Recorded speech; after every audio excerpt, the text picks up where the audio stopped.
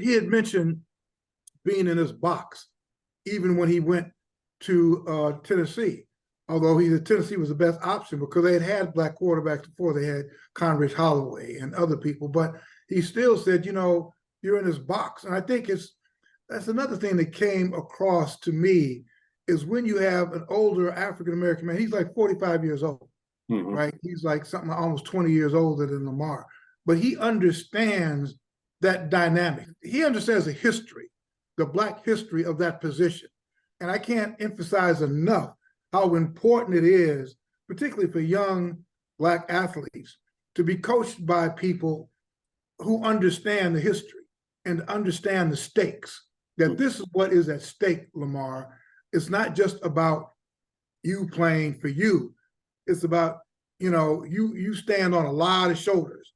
Warren Moon, Marlon Briscoe, Joe Gilliam. There are a lot of people who went through a lot just to allow you to play free and to put me in the position to coach you. So I think, Eric, I think a lot of the, two things. Harbaugh said that when he hired Martin, because I asked him, well, what were your marching orders to Martin? Why'd you hire him? Because here you got a guy like Lamar who's, he's been the MVP of the league. He's been the face of the franchise. He just signed a gazillion-dollar contract. So how do you approach a guy like that? How do you get him to the next level?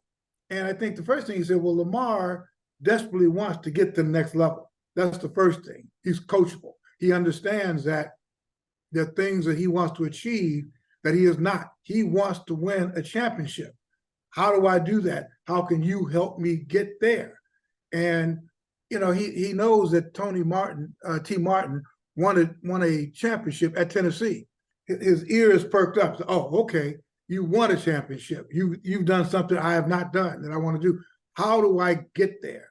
And so he said there's things like, kind of advanced level quarterbacking.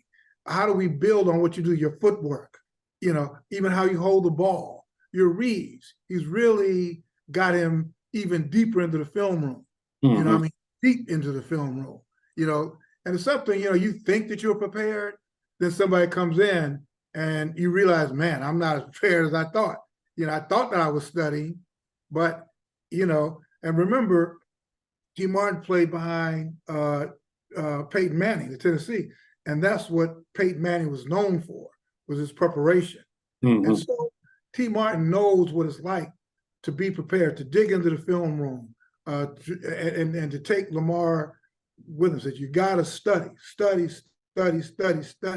So when you're playing on Sunday, everything is kind of automatic. There's nothing that's going to be presented that you've not seen before. And the things that do happen that you are prepared for, God's giving you this gift that you can improvise. You can improvise your way out of it, So I think the historic thing, the important thing, Eric, is that, T. Martin, he talks about he grew up in the hood. And the reason he got out of the hood was a whole bunch of Black men who helped him make great decisions and who helped get from one point to another. And he understands that's his role in Lamar's life. And frankly, the fact you've got this Black quarterback room is just one more community of African-American men helping this guy. And he said, Lamar is at a whole nother level. None of us walk on, none of us have lived that guy's career, but we could support him and we could hold him accountable. And also that, he said there may only be 3 Black quarterback coaches in the NFL, which is, if you think about it, it's kind of remarkable. But the fact that you have all this Black quarterback room, that could also set the tone in 10 years, where Josh Johnson, where Hundley, where they may become quarterback coaches and coordinators. So yeah, I just think it's really a great situation. I came away so impressed by T. Martin in terms of his perseverance and how he understands this position and how he understands the Black component of that position.